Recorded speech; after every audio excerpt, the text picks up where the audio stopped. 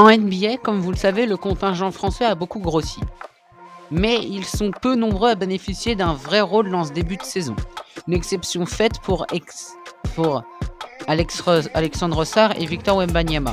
Ils sont désormais 19 joueurs français dans un roster NBA, un record historique dans le basket tricolore en NBA.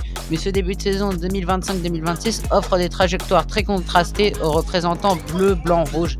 Victor Wembanyama a monopolisé la lumière avec un début d'exercice XXL porté par les résultats collectifs des Spurs.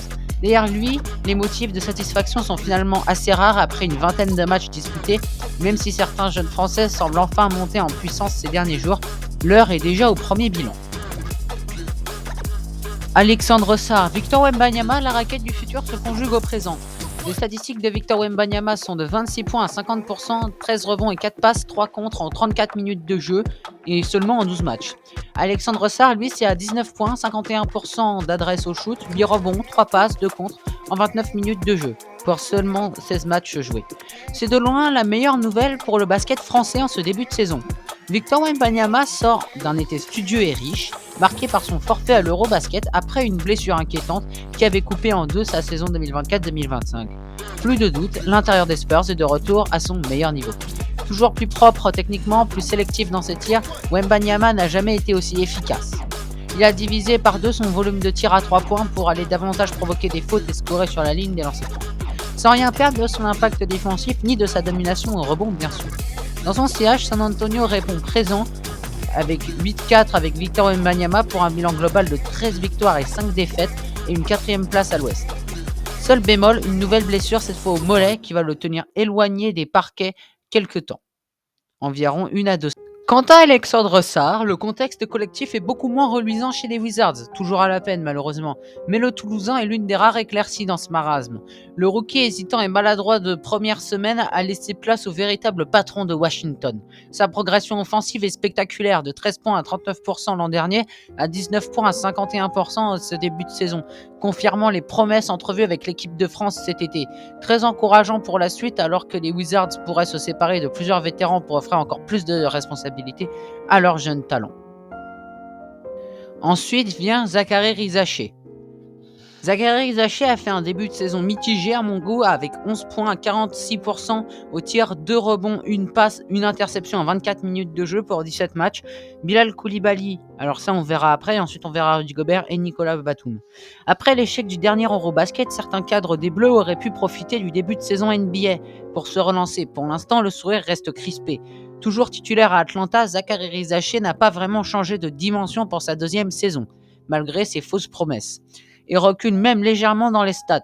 Capable de coup d'état, 21 points en 25 minutes contre Orlando, comme de passer à côté d'un match, il souffre surtout dans l'exercice du tir extérieur, 31% à 3 points, secteur où il est particulièrement attendu. Et où c'est un secteur aussi très attendu en NBA. Numéro 1 de la draft 2024, il termine peu les rencontres, même si ce fut le cas de ses 2 derniers matchs et son rôle n'a pas vraiment gonflé, même en l'absence de Trae Young. Comme quoi, on peut dire que ça reste plutôt l'équivalent d'un bust. Opéré après l'Eurobasket, Bilal Koulibaly a manqué le début de saison et donne l'impression de ne pas encore avoir trouvé son rythme. Offensivement, il semble retomber dans ses travers après de timides progrès l'an passé. Il est évidemment trop tôt pour tirer des conclusions définitives, mais l'ailier des Wizards va devoir enclencher une nouvelle vitesse s'il ne veut pas stagner après 3 saisons en NBA.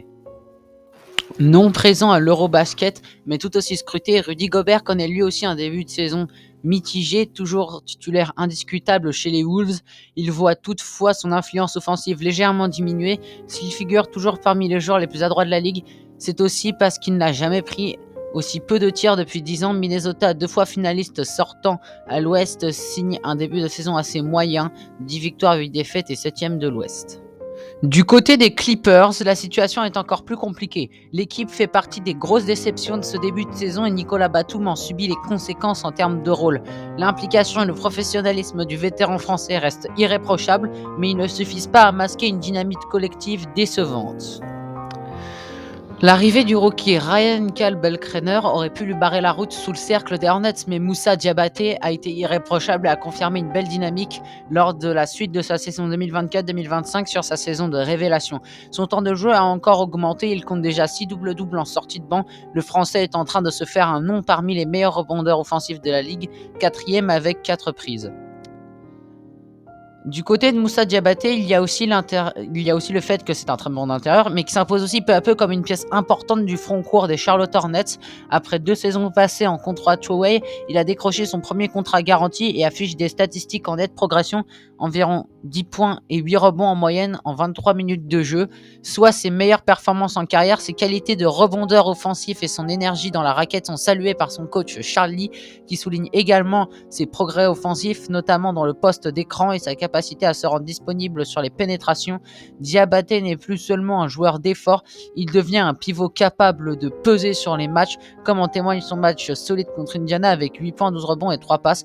Les Hornets voient en lui une option crédible pour stabiliser leur secteur intérieur et son évolution est l'une des belles surprises françaises de ce début de saison. Alors moi je vais être honnête avec vous, j'adore Moussa Diabaté, c'est mon joueur français préféré avec Sidi Sissoko. C'est pour ça que j'en parle énormément.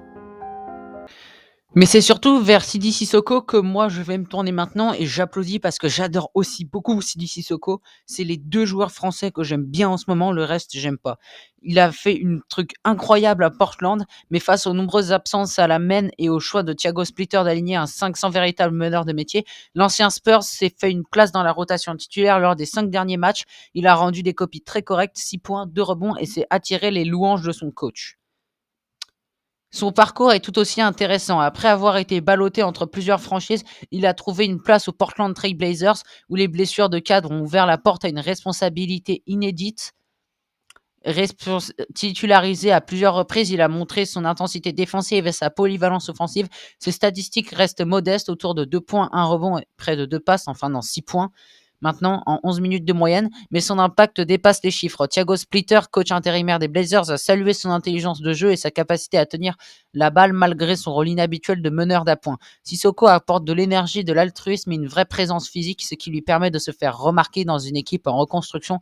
Pour un joueur qui n'avait quasiment pas été titularisé lors de ses 2 premières saisons, cette responsabilisation est un tournant majeur et il l'a lui-même décrit comme une opportunité où il peut enfin montrer qu'il a le feu en lui. C'est la fin de la vidéo, n'hésitez pas à vous abonner et à liker.